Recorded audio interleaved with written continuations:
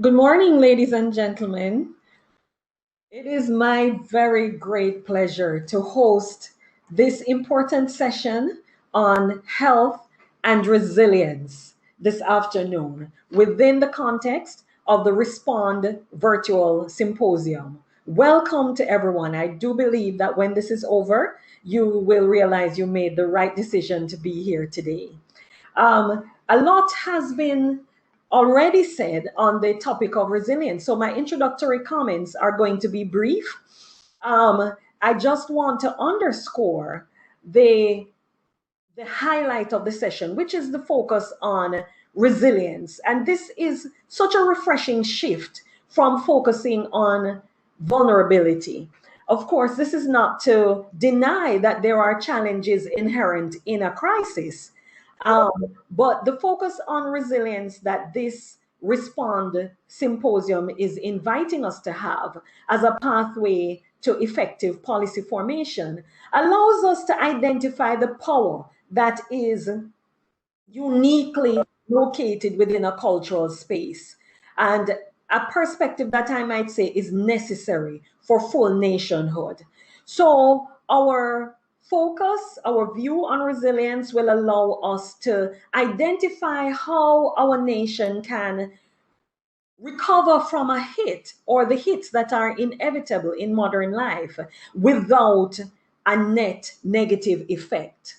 And because of the direction, the very progressive direction in which resilience takes us, I think that today we might be able to identify the possibility of not only returning to baseline after a difficulty or after encountering difficulty, but with the integrated focus that is being encouraged today, I dare say that we might be able to identify pathways to thriving, which would be finding oneself or finding our nation, finding communities in an actual value added position, recovering not to baseline, but beyond baseline, thriving. So the focus on resilience is very encouraging, very positive, and indeed an energizing and motivating one for us today. The way that this panel will ensue is that there are panelists who will contribute to a general discussion around the topic of resilience and health. We have three panelists who have been invited to make brief presentations on the topic. So at this point, I am going to invite Professor Eldemire Sherrill, who will be our first presenter for today within the panel. Professor Sherrill. Good morning, Dr. McFarlane, and thank you very much. Good morning. As everybody would no doubt realize, my presentation clearly is to focus on the older age groups and resilience. And I too, like you, am very glad that we're focusing on resilience. And I think that no other group probably has had as much resilience and brings as much experience to the whole issue. We know the track record of older people and resilience, especially when it comes to disasters and that sort of thing, basically because of their past experience. And that is the key difference with COVID-19 as we look to COVID. As one looks in the national arena, sometimes after disasters, you see older people saying, well, I went through this in 1995, this happened to me and I have rebuilt my house, etc. COVID's brand new, and there's no real experience for anybody to bring to it, and certainly nothing to build on and nothing to work with, which I think is what creates fear certainly among older people. But it also means that we can work with it. And the presentation before spoke about grief. Let's add fear to that. Because I'm already getting from several of my patients, don't worry, we're not coming out even when we're told. You have some want the stay-at-home order lifted. Others are saying, well, it doesn't matter if they lift it. I'm not going anywhere until I know there's no cases. So it's a whole new ball game that we need to work through and think. When resilience is determined and certainly depends on an understanding of situations. You understand if there has been a stroke or something. You understand if there has been a burglary. You can know what you are working through. And with COVID, that's not there either. And it's very interesting as we go through this and we talk about how to build this resilience and to really, it's talking about building an understanding. I was quite surprised. I thought we had gotten across the message for the need for the stay-at-home order in terms of chronic disease and immune systems being a little older and therefore not as efficient. Until an older person said to me the other day, but if my chronic disease is under control, I'm not at risk. And there was not the concept that, but you have had the chronic disease or you have been a smoker for 50 years. That concept was totally lost. I suppose it's a bit like the plumbing in your house. After the pipe start to wear and tear, then you're going to get leaks. And I was a little surprised 12 weeks into the epidemic to realize that we still did not have a full understanding of why COVID. Which leads as we look to resilience and how to build it, how to get people to take from their past experiences their knowledge of resilience, their understanding of why they are resilient. Sometimes they don't know the word, they're just doing it. We have to identify the problems. The speaker before did identify the important one of mental health, and Prof. Abel is here, so he will join it. But for older people, or he will address that, I'm sure, for older people, there's also physical. Many of them have been at home for 6 months and they have chronic diseases. Yes, they have been getting their medication. Interestingly enough, the one survey that we have been able to do before the end of any of the restrictions was, has it affected healthcare? And the answer, interestingly, has been no. I thought it was going to be yes, that we've missed appointments. It was pointed out to me, of course, that they've been given long appointments. So they haven't missed it because it's not the usual 3 months. But I have also seen in the 3 months, I had a patient, for example, this week who came and I think has had a heart attack. But stayed home with the problems because he didn't want to go to an accident and emergency. So for us with older people, there are going to be physical issues that need to be sorted out, leg ulcers, etc.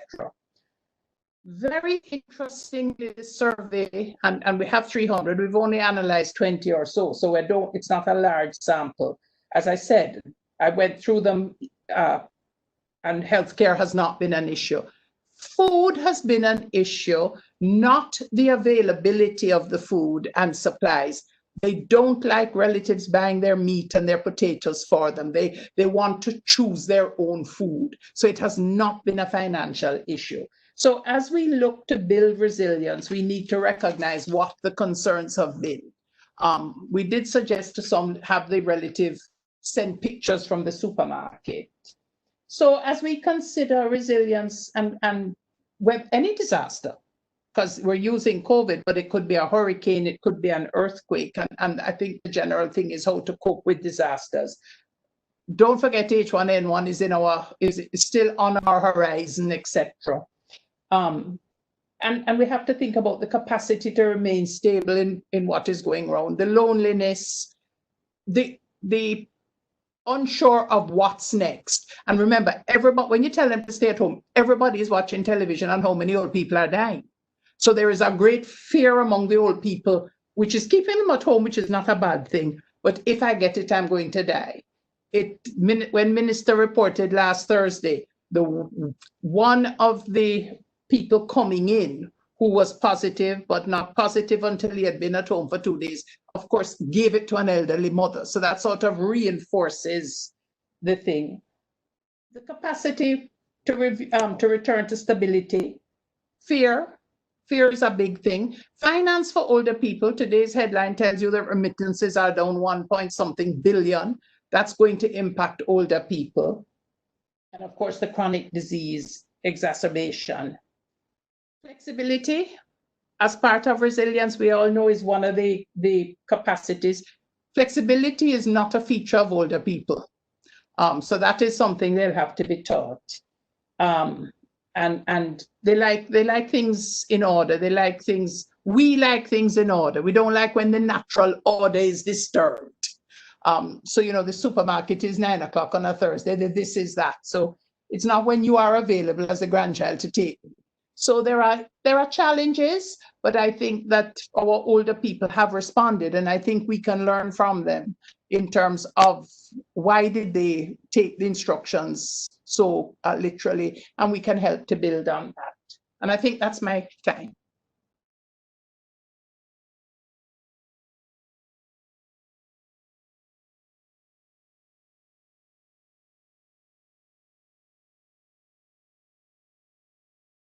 You're muted.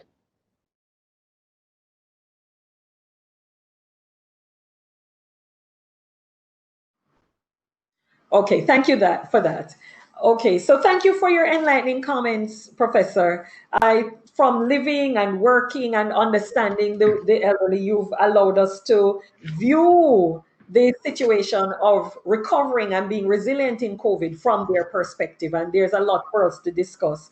Just so that the attendees know that we have Lieutenant Henry monitoring the chat, so you can enter your questions or in the chat as we continue. Our second presentation is going to be by Reverend Dr. Marjorie Lewis. Dr. Lewis, welcome. Thank you. And hello to everybody. Can you see something up on the screen? Just your name at this point.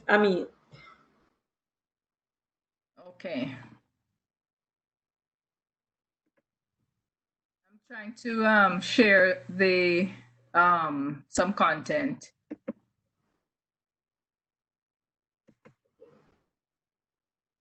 Anything yet? No, it hasn't changed yet. Okay. Let me try it another way. But in the meantime, good morning to everybody who is present. For me, it's afternoon. And I'm hailing you up from Wolfville, Nova Scotia. I don't know if there is anybody who has been there. I am currently chaplain to the students at Acadia University. I'm hoping you're seeing something now. Yes, it has changed. Right. I'm chaplain to students at Acadia University. And I came in, I started the first Monday in March, and in 2 weeks, we had a complete lockdown. And I had to find a way to provide spiritual care for students who were approaching the end of the semester, final exams, and all that goes with it. So I come to you from that immediate personal experience. And prior to that, I've been for 4 years in the hospital system in Nova Scotia as a hospital chaplain and student. So I'm happy to be here and thank you. I'll be in this presentation using aspects of the work of chaplains in the Ministry of National Security in Jamaica as the point of departure for this discussion on resilience through spirituality. And I invite you to engage your head and your heart. And want to start with inviting you to hold a little meds with Peter Tosh.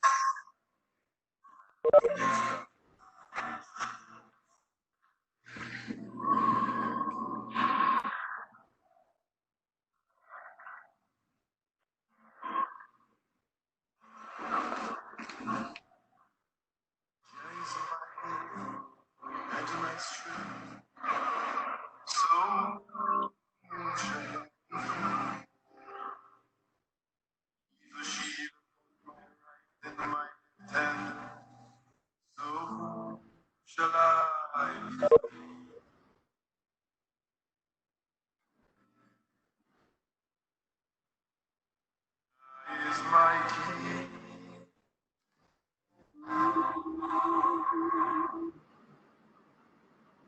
Is my life and my salvation. So who shall I fear? Is my guide throughout this creation. So whom shall I?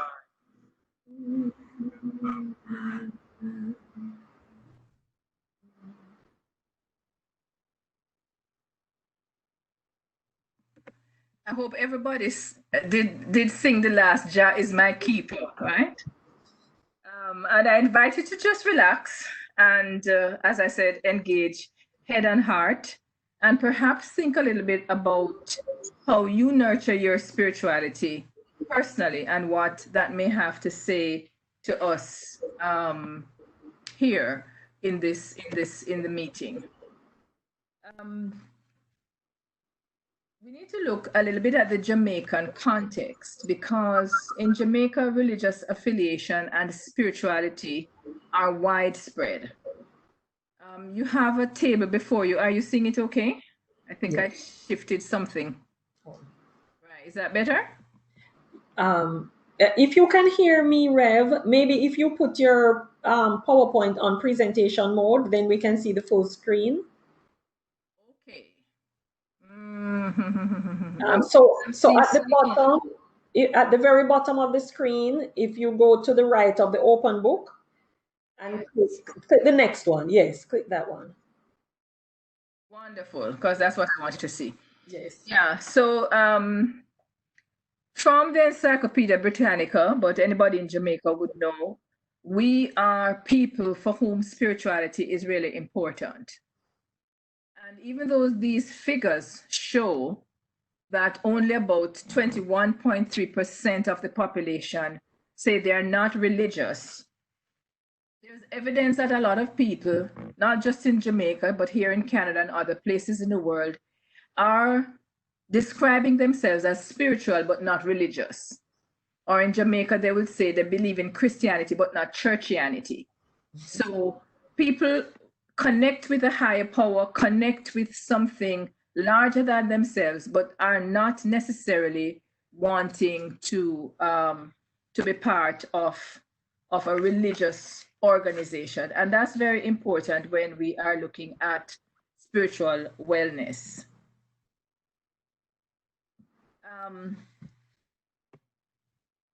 One army journal defines spirituality in this way: one's purpose, core values, beliefs, identity, and life vision. These elements, which define the essence of a person, enable one to build inner strength, make meaning of experiences, behave ethically, persevere through challenges, and be resilient when faced with adversity. An individual's spirituality draws upon personal, philosophical, psychological, and/or religious teachings and forms the basis of their character.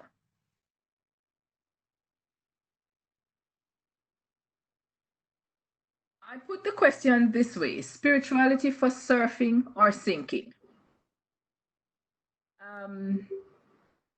I like the image of surfing because the waters can be quiet or the waters can be turbulent.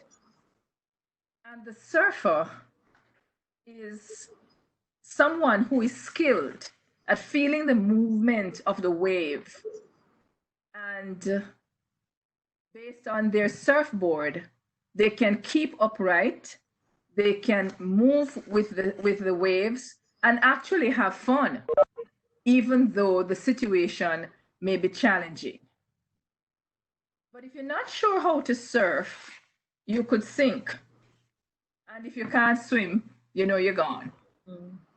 So I use that as a metaphor for pointing out that not all spirituality is good. There is such a thing as spiritual abuse. There are manipulations that are used by people who are spiritual leaders, And I feel that it's important for us all to remember that not everybody who says, I am spiritual, or I have a gift, or I have powers, is to be trusted. We have to look at the whole picture. And if there is any sense of exploitation, if one cannot ask questions, if there is no accountability to any other authority or committee, those are red flags. So probably one of the most famous in the Caribbean region was Jim Jones and the folks in Guyana. And nobody now wants to drink any kind of Kool-Aid, literally or metaphorically. So you should have space to be yourself. You should have space to grow. You should have space to think and question, and the spiritual leader must be accountable.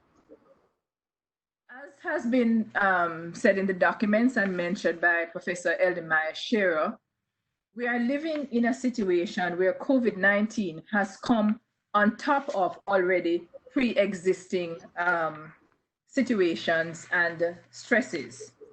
It was Dr. Peter Weller who many years ago said to me that in Jamaica, we cannot talk about post-traumatic stress response because we are all suffering from multiple traumas.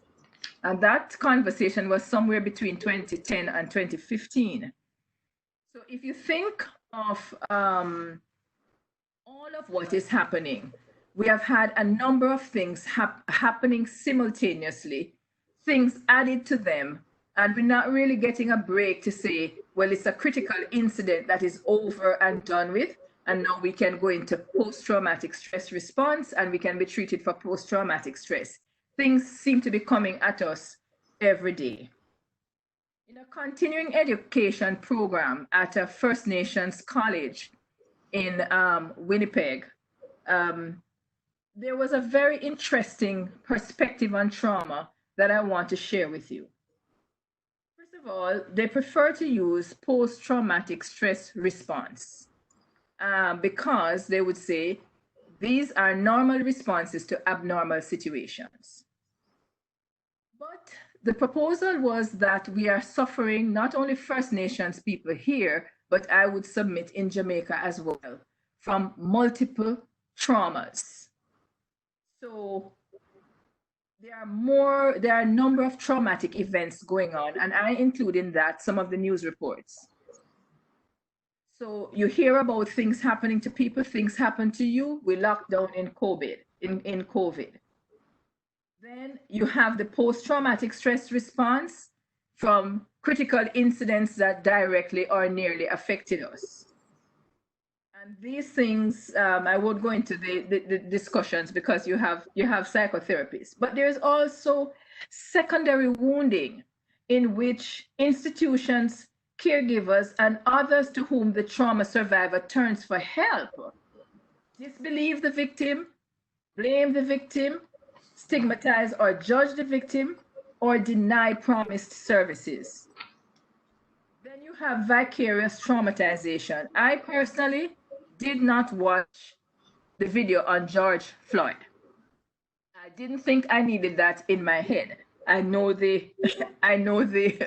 what happened, but even so, I think a lot of us have just felt traumatized from knowing that over 8 minutes a knee was in a man's neck until he died. Then you have system-induced trauma, which is perpetrated by a system like medical, institutional, government, an agency, an organization, or an individual or a group. Then you have trauma-based internalized oppression, what they call lateral violence, where somebody steps on somebody's head and they step on the next person's head. So your boss steps on your head, you beat your spouse, and the spouse beats the children, and the child kicks the dog. Then you have traumatic bonding, where sometimes a victim or group of victims will bond with the perpetrator of the trauma for some sense of control.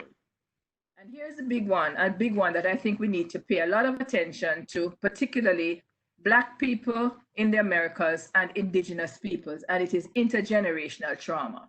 Some of the stuff that's coming down as culture is not culture, it's trauma. And so even work has been done with genetics that show that the trauma is traveling from one generation to the other. So Holocaust survivors and residential school survivors in Canada are two groups that have been identified. I took some time with that because when we're talking about spirituality and when we're talking about resilience, we need to get a picture.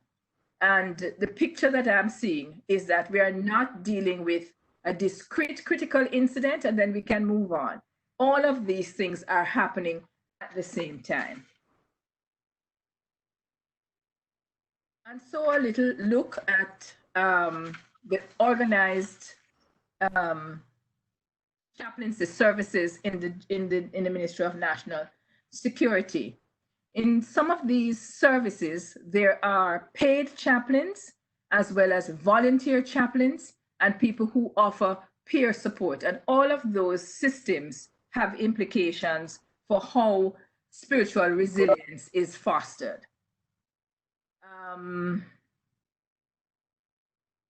So first you saw the Jamaica Defense Force. Let me just go back to that one. The bottom right hand, you will see Jamaica Defense Force chaplaincy was live. And that's because the Jamaica Defense Force chaplaincy has been streaming live, as have many other congregations, to try to reach people in the COVID lockdown. So how do we use the technology? What are the limits of the technology when only 10 people can go into a church service when there's a funeral? All of this has implications for the way in which the spiritual resources that we normally draw on are available, challenged. And as I said, there may also be opportunities as we go into COVID-19.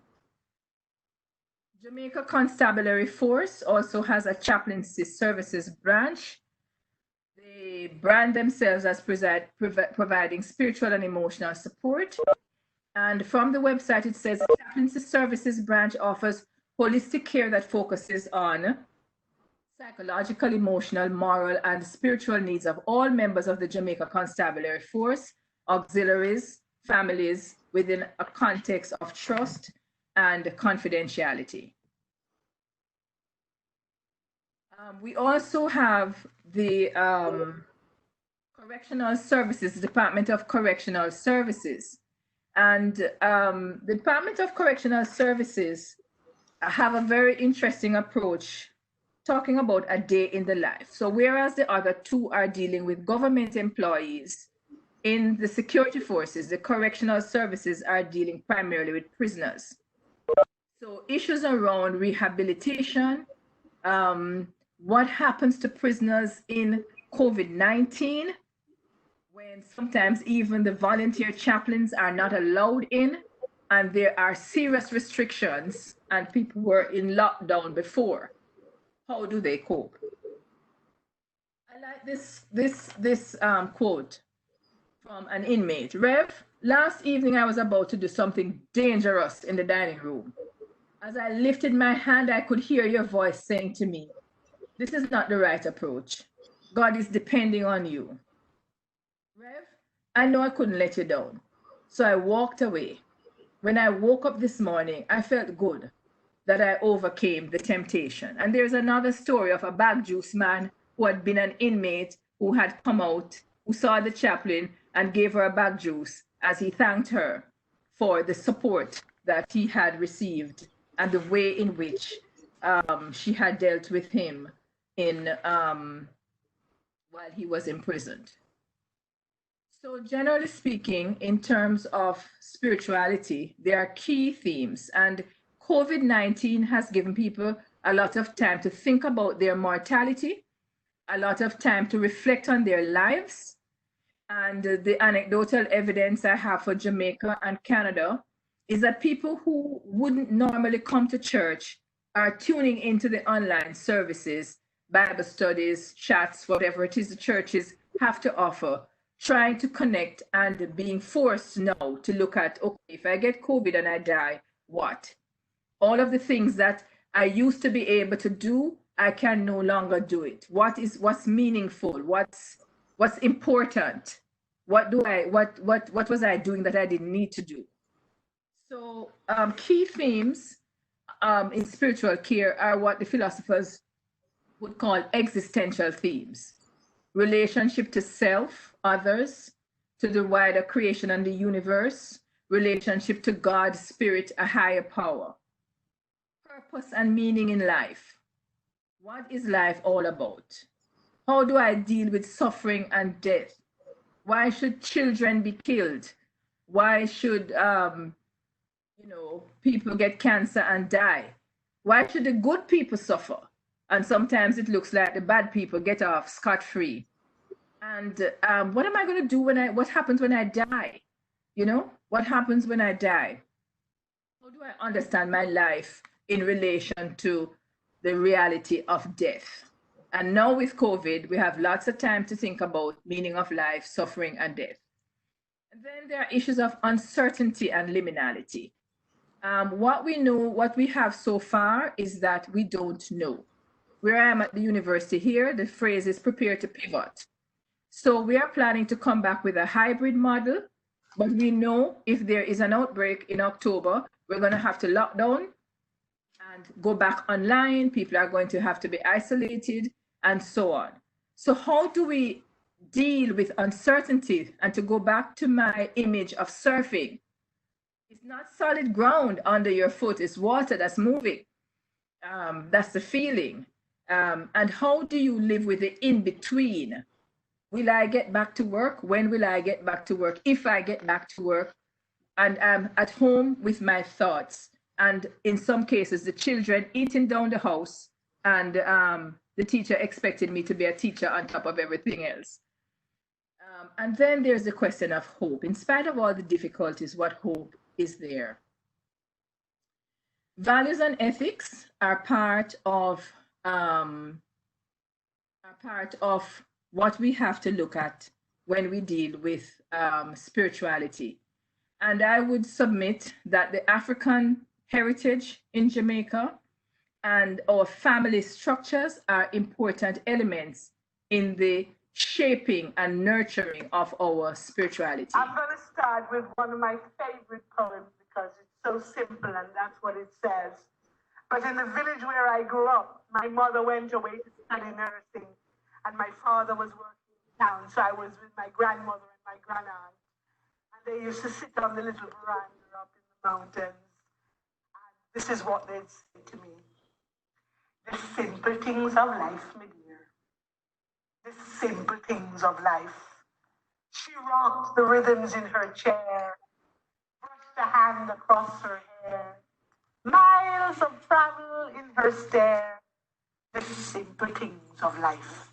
A home me corn and the back egg gone. I plant me peas and arthritis ease. The simple things of life.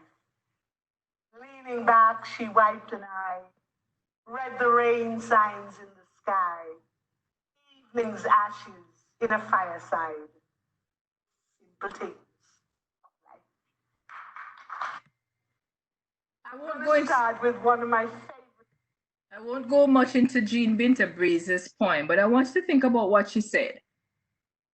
Mother gone away to study to be a nurse. She's left with grandma, but grandma is passing on some wisdom. What's happening in that shifting of children? What's happening to the family systems? And where is it that wisdom is being passed on? Not only in the home, but are there other spaces?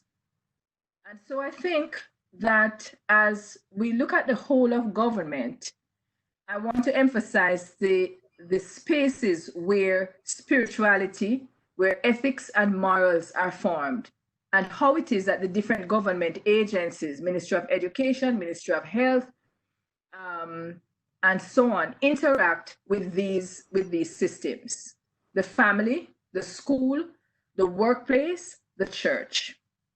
To go back to the example of the security forces, the Jamaica Constabulary Force, for example, has a number of station pastors who are volunteers and who work with people in the stations, who do work within the communities.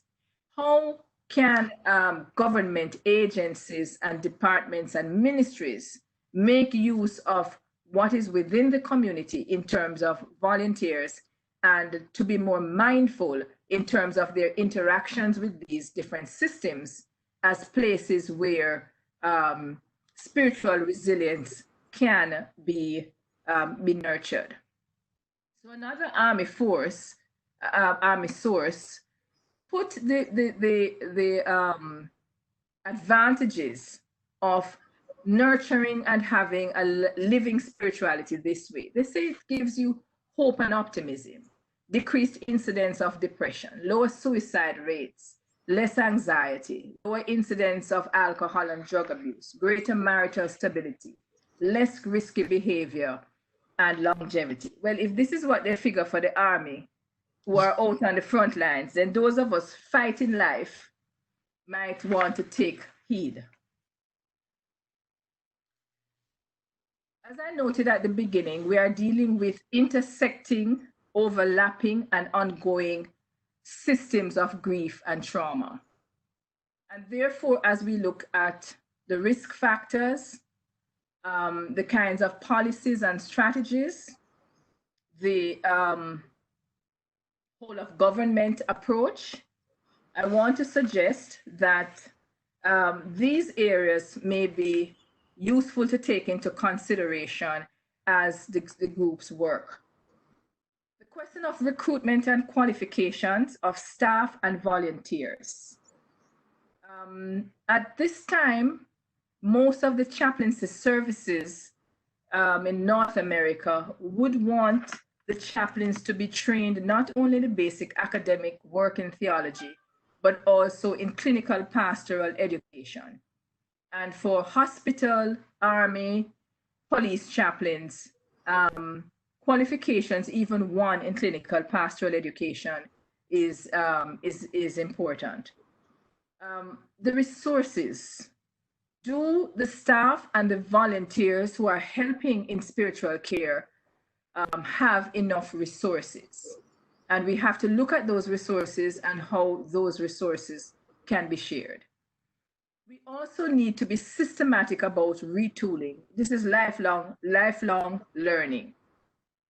So I am not sure, do Army chaplains, police chaplains, hospital chaplains, correctional chaplains have set sabbaticals to go away? Are there resources to help them with funding? Is there funding to do upgrading for the volunteers? Do they have clinical supervision? After you finish with the people who have been shot and killed and their families, and you're doing that day after day, when we can't have the big bashment funeral anymore with COVID, and you're carrying all of that stress plus your own stress, what is there to debrief the chaplains, the peer counselors, and the volunteer chaplains, for argument's sake? And then research. And I would suggest that for research, we start with what already exists. We have a lot of pockets of very good practice all across Jamaica, but very often we are reinventing the wheel. So I know, for example, I was part of it, that the Ministry of National Security, somewhere about 2018, did a 2-day workshop on post-traumatic stress with clergy persons working in some of the most tense areas in Montego Bay and in Kingston. It was well appreciated.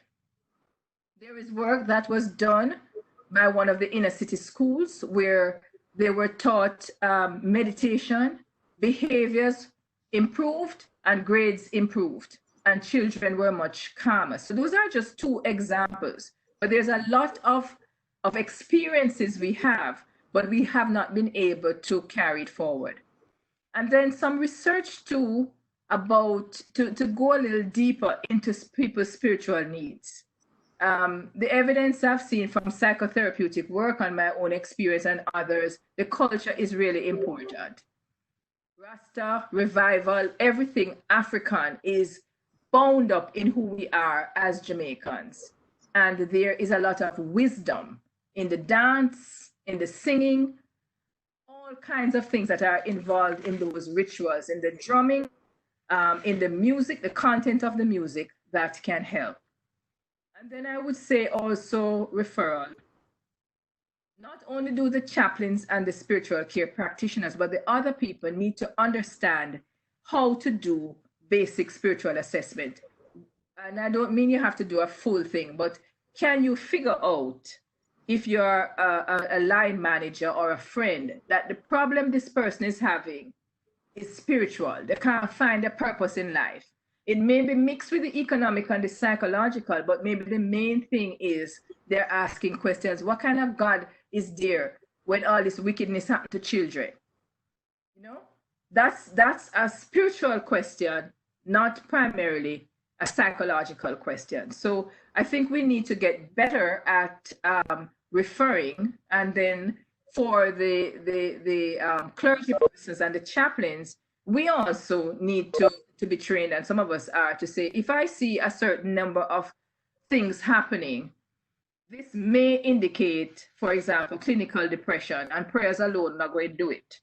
So we may need to be able to refer that person to somebody who can do a proper diagnosis and treatment, even as we integrate the spiritual part of it. So I know I'm finished.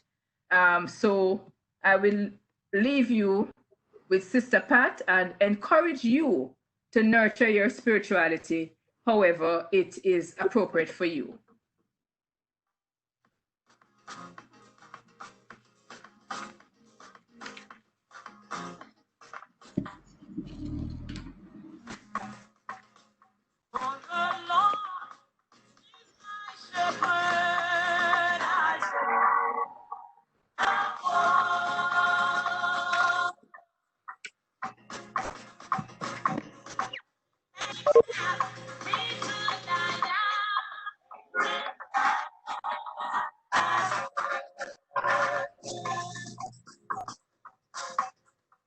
I know the Lord is my shepherd.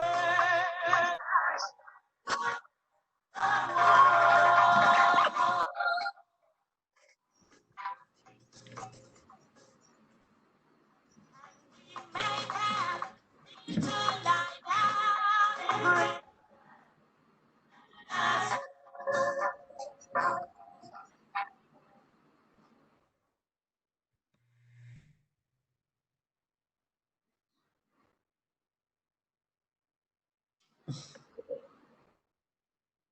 Okay, thank you. Thank you very much, Reverend Dr. Marjorie Lewis. I think that your presentation just reminded us of the resilience of the Jamaican identity, that no matter how far north or east or west or south you go, we can always draw on aspects of our Jamaican traditions and the core of us in order to infuse our spirituality and keep us on the path to well-being. Thank you so much.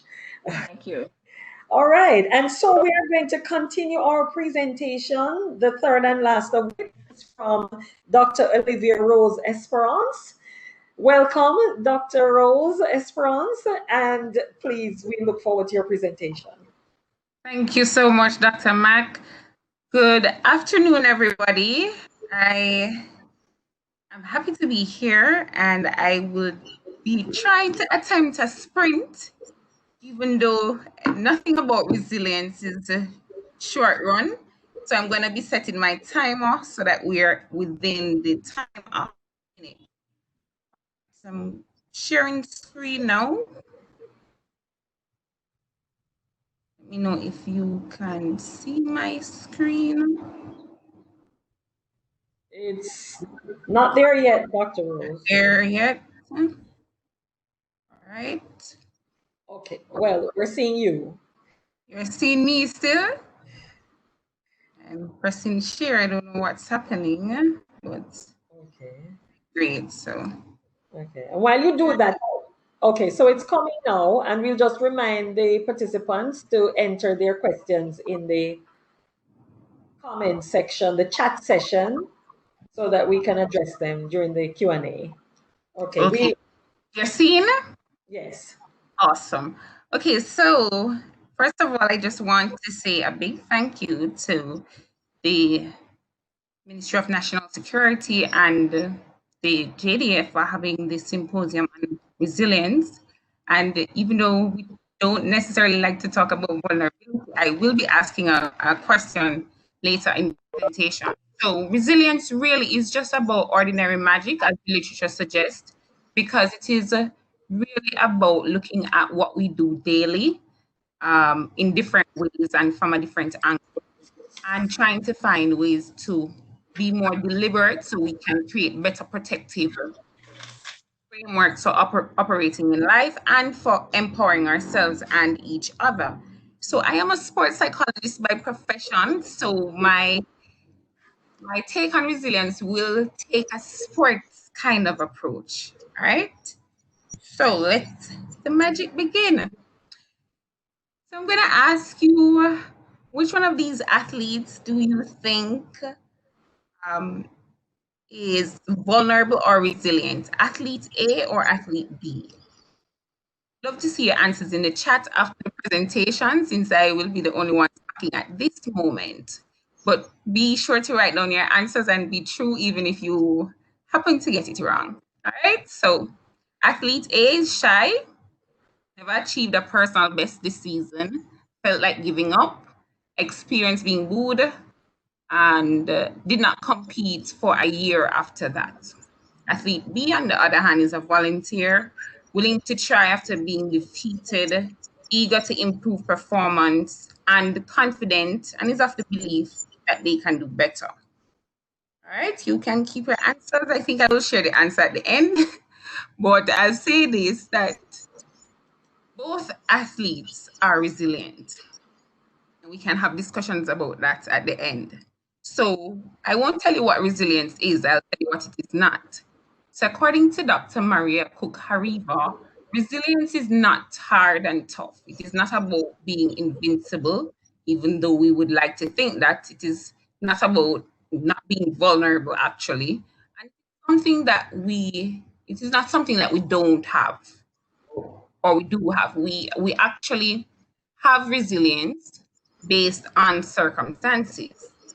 And I have added what it is not by saying it is definitely not an overnight process, certainly not a 100-meter sprint, and it is built over time by overcoming difficult circumstances. All right, so I'm going to be spelling resilience to keep it within the time here. So the R I have chosen for R, I have chosen recover. Okay, so, but in order to recover, you have to be in a fight, you have to be doing something.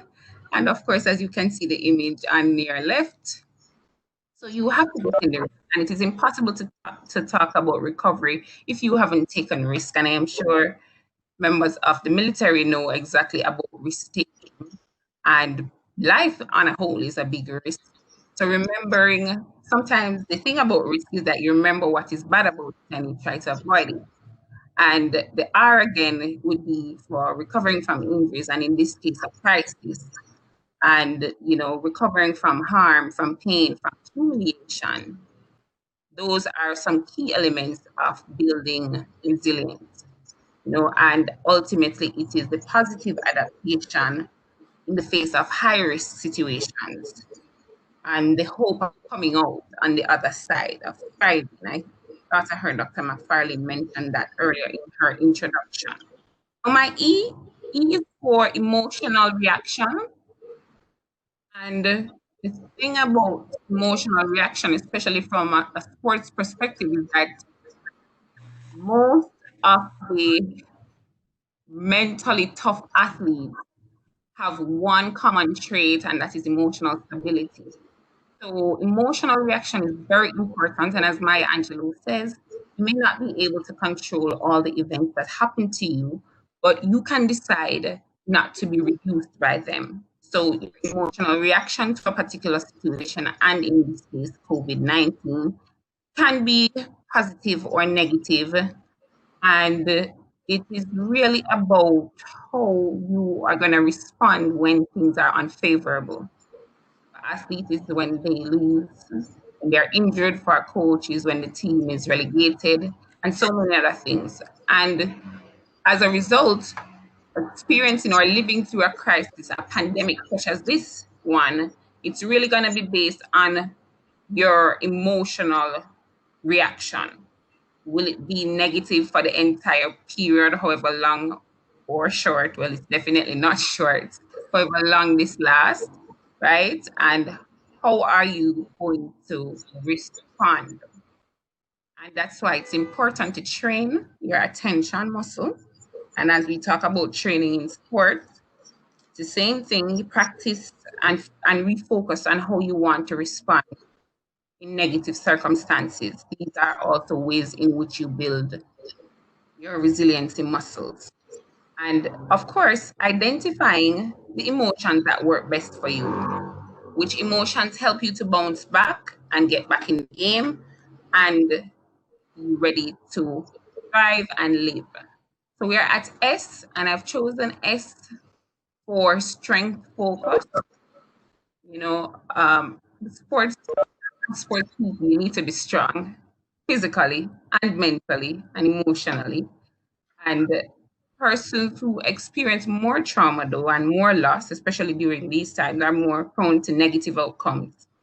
And in the face of adversity, the aim is not to strip the person of their strength, but to highlight areas in which they are already achieving what they are good at and can continue to be even better at. Focusing on collective strength, we are a very humorous set of people, sometimes to the disdain and total disbelief of others, because we seem to laugh and make fun of just about anything. But that's also part of our way in which we cope, and focusing on the things that are good about being collective and what we can learn from each other are ways in which we tap into the strength focus of resilience. Suffering is another S word, and this is a part of life. And as a result, again, it is going to be the fittest that survive. And being another S word that I want to look at real quickly is paying attention to what's pay less attention to what's not working and try to find strategies advantageous that give you the winning edge. Strategies which I will include in words. You will hear them as I go along because I'm just at the first I and I see my time going away, right? So I would be individual, understanding self. And for athletes, I usually encourage them to be very self-aware, know what your emotional triggers are and how to deal with them. So create your own survival kit in terms of what works best for you in difficult times. Because it's very easy to know what works for you when things are good. And according to Irvin Yalom in his book, Staring at the Sun, Overcoming Terror, of our mortality happens to shape so much of our life goals and our resilience. Therefore, as the individual and being self-aware, I'm encouraging persons to identify and name what is scaring you. What are the scary things that you dread? Sit with them, understand them, and find out what it is that you can learn from it. And sometimes question these things, because many times the things that we fear are just about future events that may never happen. And the more we can name the things that we dread, especially for an athlete, the more you can identify, okay, I'm nervous when I have to perform at this particular venue. It's the more we can work ways or create ways in overcoming them. L, the big L word has to be love. Love of self and others, being less hard on yourself and on others. But I think we are mostly hard on ourselves. Being compassionate, being understanding of our own trauma, our own pain, our own loss, because we've all experienced one or two or all of these. And if you're going to be understanding of your own pain, try to be understanding of others. Being loyal to self, another L word there, and others. And because sports looks at the collective in terms of team-based sports as well, and if we're talking about resilience from a country perspective, this is where the team comes in. You know, being loyal to the team even when the odds are against you, and being loyal to the team in a crisis. Now, this I is Xing out the island mentality. What do I mean by that? Islands, of course, can sustain themselves. Islands are self-sufficient. And in this case, as it relates to resilience, no man or woman is an island, and resilience removes the island mentality, which means that support is extremely important. Asking for support is even more important. And as a support expert myself, I would really want to emphasize this point of the importance of support networks. There, even though support is important, I would also want to quickly add that much caution should be applied when we are providing support, because you don't want to provide too much so that people are not able to function effectively. And all have experienced trauma, pain, hurt, etc. So therefore, shared narratives come again through support can help us to find innovative ways, another I word, to overcome challenges and keep the fire ablaze and be inspired in the face of adversity. Endure is the other E in resilience. So E is for endure. Resilient people have to endure. There are just no two ways around that. The beauty about enduring is that you get evidence of completing. When there is evidence of completion, you are able to use what worked as a point of reference. So in psychology, we call this past performance using to build self-efficacy and an extension to that, collective efficacy. So if it is that we were able to endure overcoming a crisis such as this one, what are the lessons, what are the takeaways that we can now use going forward? And it should also prepare us in a way that is more positive in the event of eventualities the second time around. So enduring gives proof of completion, and completion is a great framework to know that you did it once, so you can do it again. All right. And for athletes, we just ask that you finish the race, finish the season, and if you can, finish strong. N would be for nurture, nurture gratitude, nurture good qualities that, again, provide a protective approach.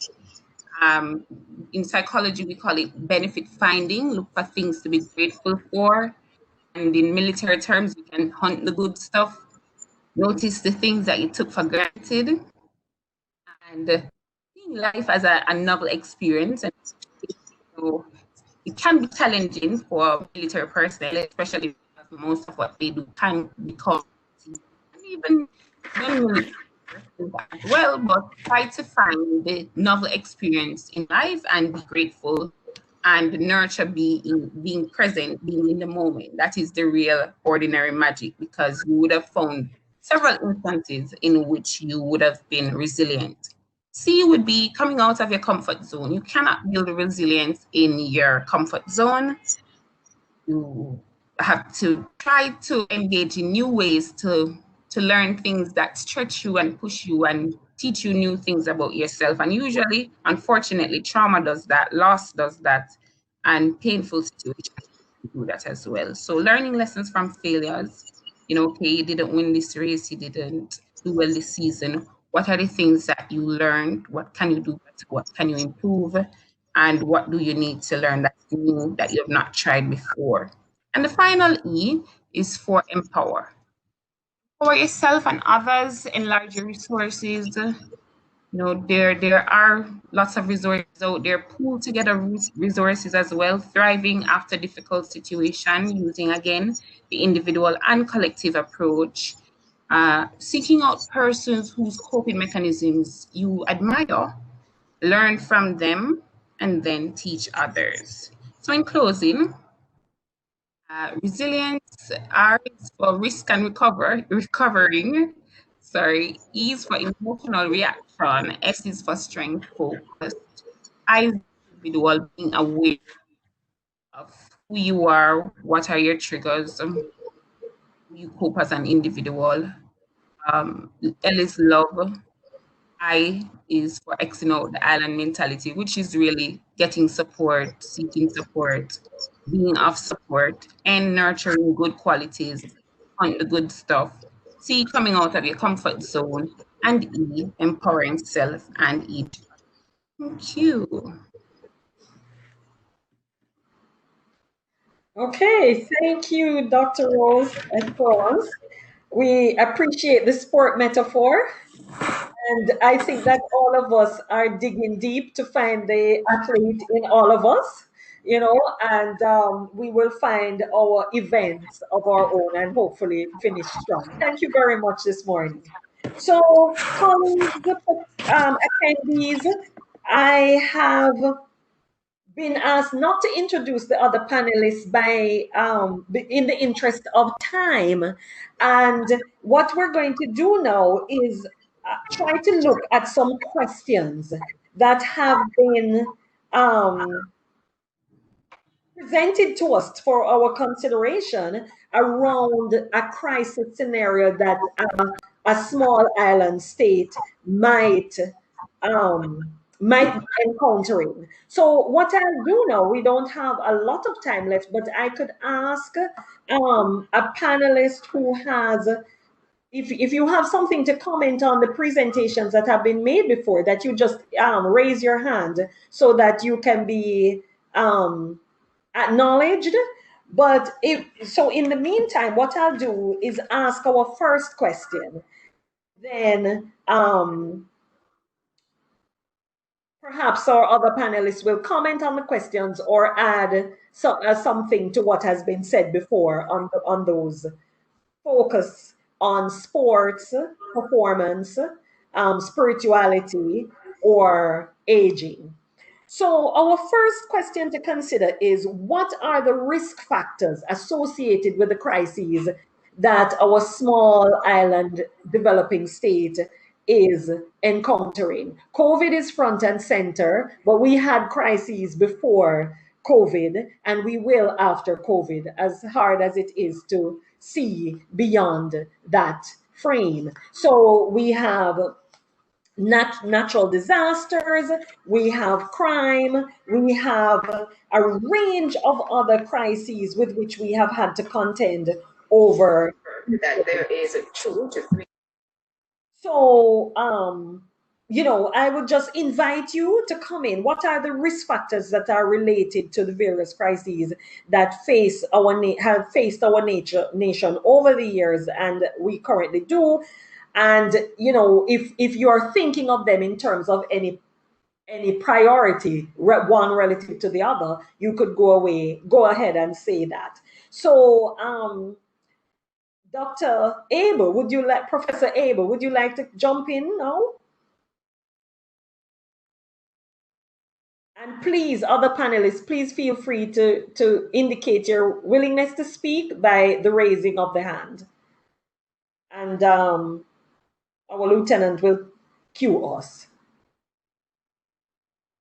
Prof, you need to unmute or be unmuted. Yes, your question is, can you hear me? Yes. Yes, risk factors in terms of what? In terms of what? In what context?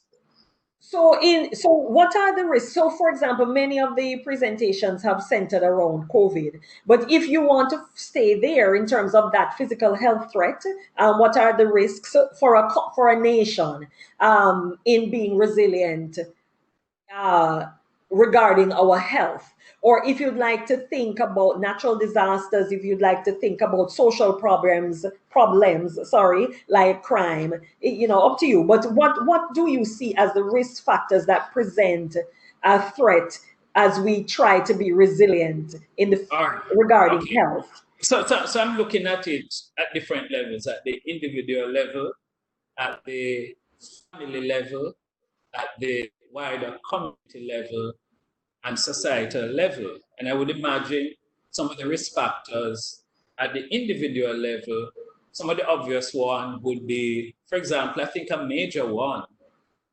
is your financial status, yes? I think to a great extent, COVID has impacted on people with the lockdown and the dislocation in terms of their affected people's finances in a significant way. We see it in terms of families, for example, who don't have access to internet and that sort of thing, and how that has impacted on the adjustment in terms of children who have to be at home studying and so on. The other issue in terms of risk factor, I would imagine, would be your own, the level of your social connection, your support system. And what we've found is that people who are more isolated and with limited social contact have found it more difficult to adjust to the period, because one of the things that occurred in the whole COVID experience is the whole need for physical distancing.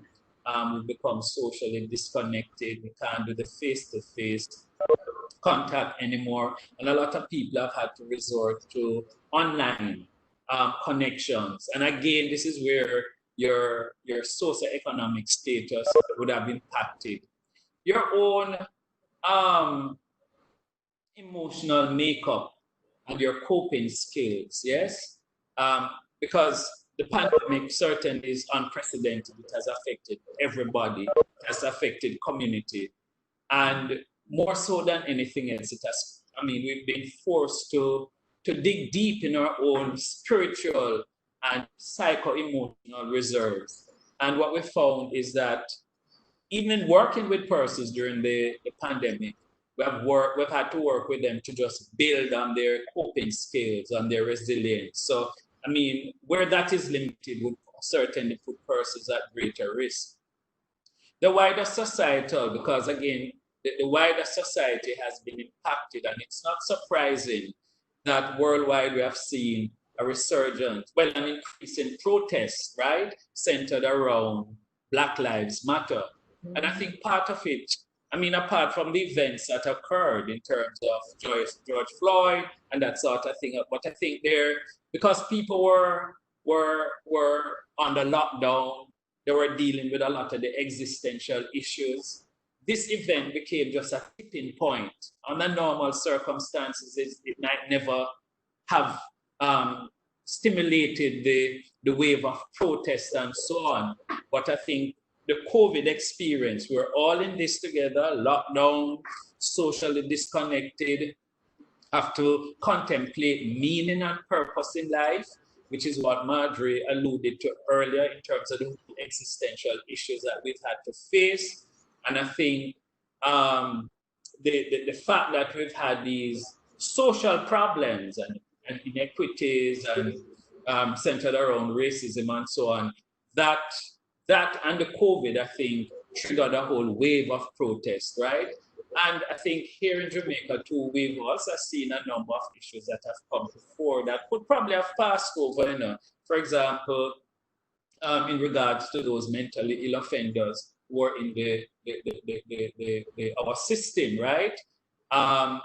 This has been a long-term issue, but I remember even as a psychiatrist, we had to respond to it, and it was one of the first times that we ever did respond to a situation like this. And we did it because we were coping with we're dealing with the COVID issues, but we were also dealing with the wider issues in terms of racism, inequities, and so on. So the point I'm making is that a lot of these issues that have been existing at the individual level, the family level, the wider societal level, became even were exposed because of this crisis and how the pandemic really affected our lives on a daily basis. Not to mention issues around domestic violence within home, increase in terms of abuse within the home environment, which would probably have occurred in a family environment where there were already issues around people persons working together, flawed communication, relationships under stress and strain. Yes. Okay. All right. So that's quite a broad coverage of the range of risks that we are looking at, Professor Abe. Thank you so much for highlighting these. We also have on the panel Colonel Powell, and also we have a representative from the Ministry of Health and Wellness. I'm going to go on to the next question. I'm hoping that the host or the person monitoring the chat will bring to me anybody who'd like to go next. But so the next question: what are the considerations for devising policy and strategy measures applicable to whole of government response across emergency scenarios? So certainly we have a pandemic, of unprecedented proportions. We've had hurricanes over the years. We have had increasingly the earthquakes and the threats that are accompanying earthquakes, violent crime. These are issues and related social problems. So one of the frameworks within which we're invited to consider the pathway to resilience, national resilience around policy, is to look at it in an integrated way. So as we think of the other panels that will focus on economics and security, and our focus on health, what are the considerations as we move towards policy and strategy measures? Let's see. I'm not seeing the raised hands. So would the representative from the Ministry of Health and Wellness like to comment at this point?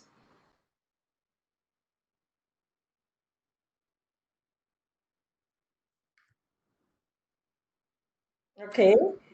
Or, okay. So, Reverend Lewis, you look as if you had some ideas there. Is there something that you'd like to insert at this point, Reverend Dr. Lewis? Yes.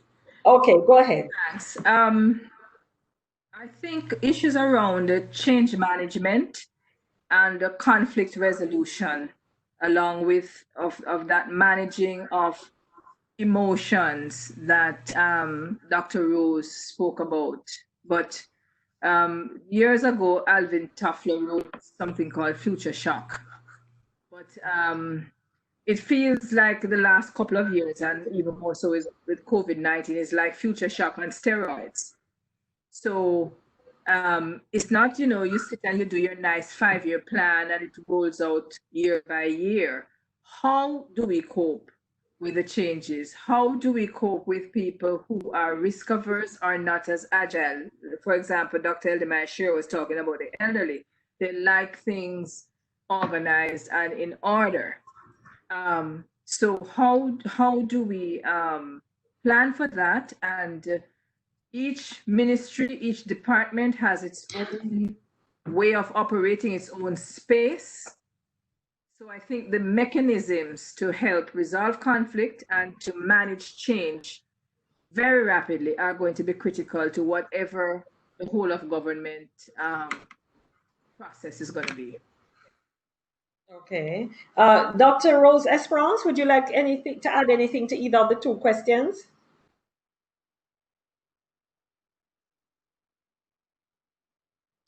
Is Colonel Powell with us? It's on the screen. No, man. Dr. McFarlane. Yes, go ahead, Dr. Rose. Morning. Can you repeat the question? Okay, so the more recent question of the two is, what are we considering as we move towards devising policy and strategy measures in applicable to a whole of government response across emergency scenarios? So you could take a broad view or you could focus in on one, but what strikes you as a primary consideration as we move towards devising policy response?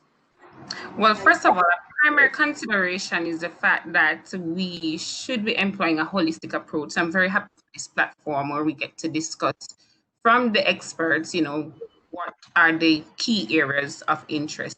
For me, as a sports psychologist and as a psychologist in general, I think one of the critical areas is really to understand the individual in terms of equipping them with different coping mechanisms so that they are able to be resilient beyond and in spite of and with additional crises that will emerge from time to time. So really it is about building resilience from an individual level first, in terms of coping mechanisms that are healthy.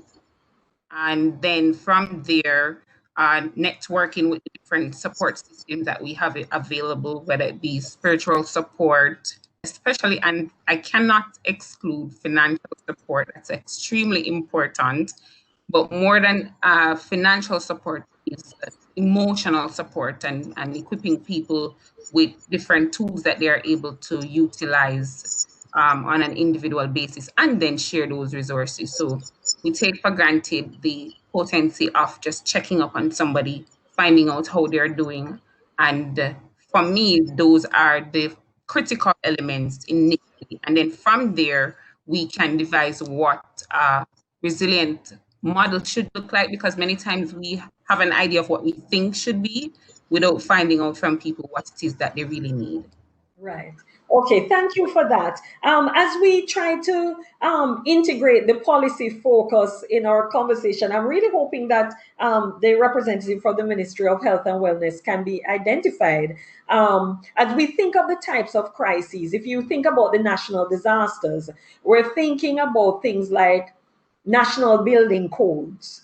You know, what are the ways in which our policy might need to be honed in order to accommodate a more resilience stance, right? National stance. So a nation being existential in terms of our environmental and physical resilience in the face of natural disasters. How do we wrap our minds around getting these policies in place? So that's a type of thinking that would help us to have a resilient policy in the face of the crises that we do face traditionally, are facing now, and can anticipate in the future. Professor, I can see that you are thinking of some responses. Yes, go ahead. No, and I mean, in terms of your policy response, I mean, clearly you alluded to it that we have to look at the full range of possibilities in terms of disasters and so on. And surprisingly, one of the things that the world never adequately prepared itself for was pandemic, right? And we saw it especially in some of the more developed countries, right? They probably spoke about it, but they were not adequately prepared. And in some countries where they were prepared, they disbanded their pandemic office and that sort of thing. So we have to look at the full range of possibilities. An important part of the whole policy response is that we have to do our risk vulnerability analysis. And for example, when you look, for example, in terms of our early response in the COVID, we forgot the elderly. And I remember it was Professor Shearer who stepped forward and said, hey, we have to look at this group as a highly vulnerable group, yes? It's much the same we're now beginning to look at, for example, other groups such as persons in nursing homes, persons in large institutions like the prisons, mental hospital, and look at the vulnerability, because they are also impacted in terms of disasters and pandemic. But because they're enclosed entities, we sometimes forget about that. Yeah. In terms of the overall strategic response, and I think Jamaica has done has been good at this. The approach obviously has to be multidisciplinary, and we all must give ourselves a pattern, because in terms of our response, we've certainly included important elements such as the spiritual component and the psycho-emotional. In fact, many weeks ago, I remember I was having a discussion with Marjorie, and she said, look here, in terms of some of the responses, I noticed that the spiritual component is not highlighted enough. And when you look at it, at the core of the COVID epidemic, is that it presented for most of us a major existential crisis around death and dying, about social connections, about meaning and purpose in life. But I'm going to touch quickly in terms of the overall psycho-emotional response in times of disaster. Because there was a time when we think that the approach was to do the critical incidents debriefing, right? It's not encouraged anymore, right? What we certainly encourage is what we call psychological first aid. I just wanted to put that important point to highlight it because, and to also highlight that the majority of people are going to survive a disaster emotionally, yes, especially when it's a shared experience. And what we have to do is to emphasize the approaches that previous speakers alluded to in terms of building the resilience and coping. But just remember, majority of people come through a disaster and survive it. And as a psychiatrist, I'm not expecting to see any surge in depression, and I'm not seeing it. I'm not expecting to see any surge in suicide. Jamaica already has a low suicide rate, one of the lowest in the world, right? And we're not going to see a surge. We're not seeing any early evidence of that. What we're going to see is a lot of what we call adjustment disorder as people adjust to changes in their lives. Yes? And that is what we look out for, and that is what we deal with. Okay, great. Okay, thank you so much. I am told that Colonel Powell is indeed still in the group. And so, welcome, Colonel Powell. At this point, I'm going to direct to you our third question. Which, Oh, morning. yes, okay, good morning, good morning. All right. Right, I wanted to just piggyback, if you don't mind, on Professor, not Prof. Eldermeyer, Professor Abel's last comment. Okay. Right, and just quickly, just to mention the whole issue of preparedness. Certainly, Global Health Security Index report that came out late 2019 actually spoke to that. The country's readiness to respond to a pandemic or epidemic. We were actually rated 147th out of 194 countries.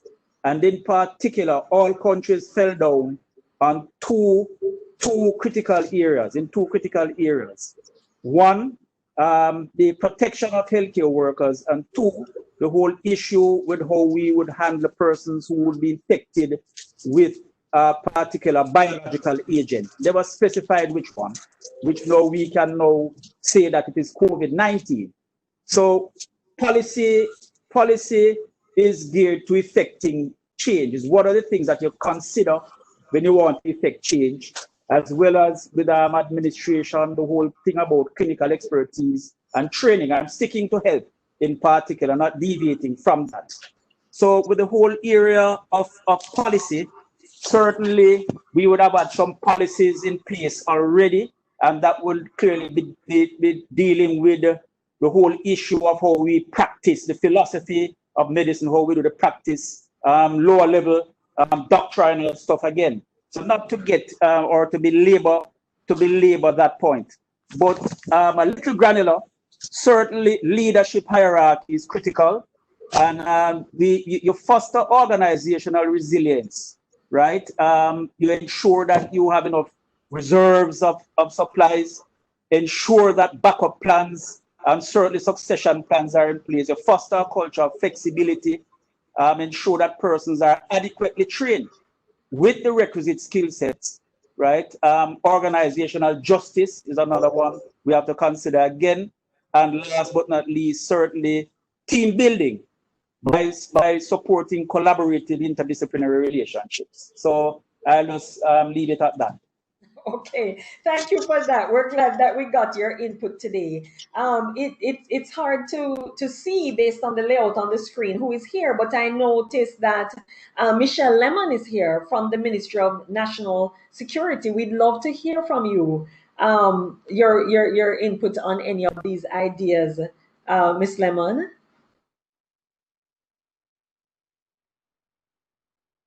Did we lose Miss Lemon? Okay. Um, Is okay, so I am not seeing the raising of the hands. I'll just ask one last time if there's a representative from the Ministry of Health and Wellness here, as one of our panelists. Okay, so as we draw close to the 12:30 hour, okay, I'm seeing that. Okay, so I'll share with you some comments from the chat. Lisa Suarez Lewis comments that there are good points made. She says, I agree with that the world was not preparing for a pandemic and our generation did not experience one. So we were in the box of don't know what we don't know. So, wait, I lost it. I'll go back up. Right. So we or our leaders need to be very curious and share more information and data so we can devise more strategies and policies fit to our circumstances. So as I just continue to read these final comments, Prof and other panelists, we're going to have a round of last comments after I finish reading these. So prepare your final comments. And Ms. Lewis continues, I agree we were slow on the policies to protect our frontliners. I'm on the board of SERHA, the Southeast Regional Health Authority, and we had to fast track some of the policies for protecting frontliners with personal protective gear and priority for testing. So they were confident and committed on the front line. And yes, the media did keep us aware of that challenge. And she continues, policies that break down silos also, agreeing with the speaker. We read that the China experience highlighted that the relationships between doctors and nurses suffered greatly at the start of the pandemic. And we know the importance of the patient-practitioner interaction.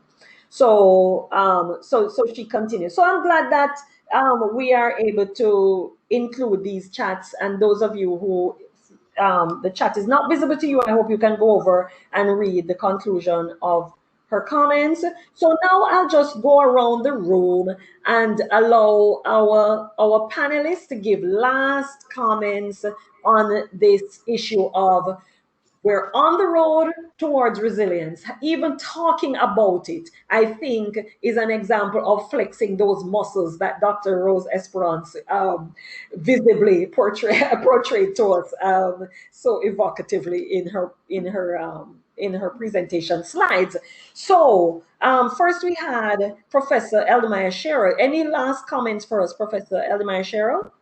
Just thank you very much for the opportunity to learn and to share and to recognize that we're only at the start of this journey, especially we have hurricane season coming up.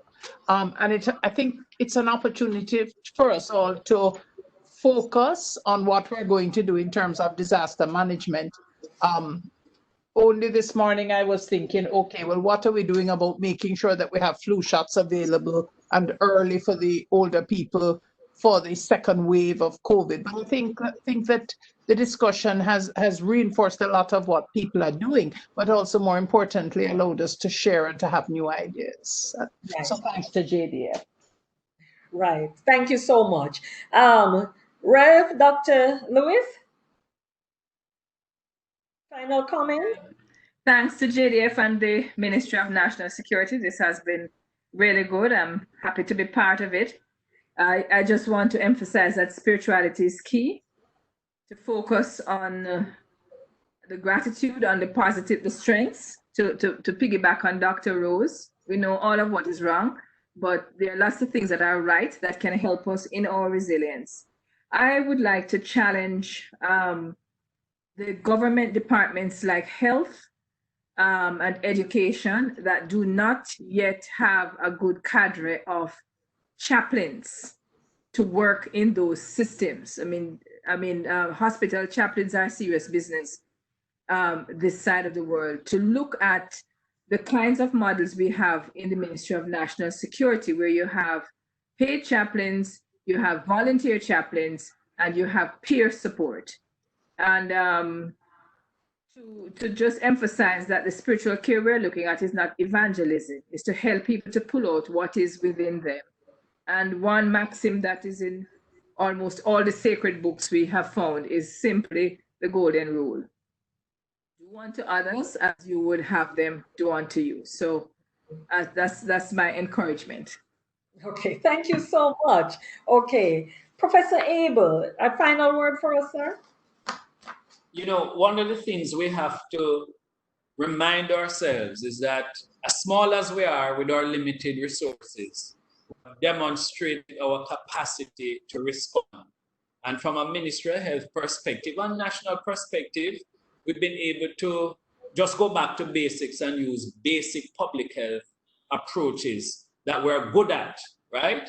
And the second thing we've demonstrated is our ability to work across sectors and discipline. And I think this has sustained us to this point in time. Yes, thank you. And yes, that cross-sector perspective is very important. We just don't want the silos. And finally, Colonel Powell, a final word from you, sir. Thank you very much. Just 6 things I'd like to leave with the distinguished panel, and certainly on behalf of the Jamaica Defence Force to tell you all thank you. This has been very stimulating. Just 6 things: 1, prevention; 2, detection and reporting; 3, rapid response; 4, health system, and a sufficient and robust health system to treat the sick and protect health workers; 5, compliance with international norms; and the last one, risk environment. Thank you.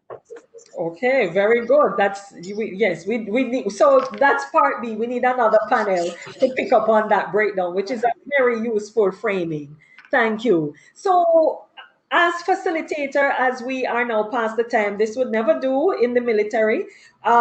So I'm mindful that we had been scheduled to finish, and so we must wrap up, even though I think we're just peeling back the onion and getting into the challenge of envisioning and readying ourselves for recognizing the challenges that are inherent in responding to crises, such as our characteristic of living with a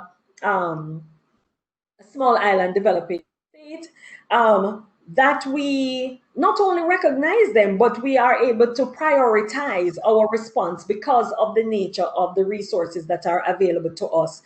And then that we are not only reactive, but we have an eye towards post-crisis time, right? So we elevate and marshal our resources to respond to the challenge, but then what, right? So we need a post-crisis view, as well as it is always encouraged that we are taking the long view, looking down the road, so that we are not only responsive, but we are anticipating the challenges that we face. I think that these are all valuable stances to take in light of our pursuit of resilience. So on behalf of the panelists in this discussion group, it is my pleasure. I have to thank the joint effort of the JDF and the Ministry of National Security for hosting, staging this landmark event. And I think that the panelists will agree with me that we're looking forward to more of the same. And certainly as the session, the symposium continues, we wish the organizers all the very best, and we are confident that the benefits will redound to our nation. Thank you so much, everyone.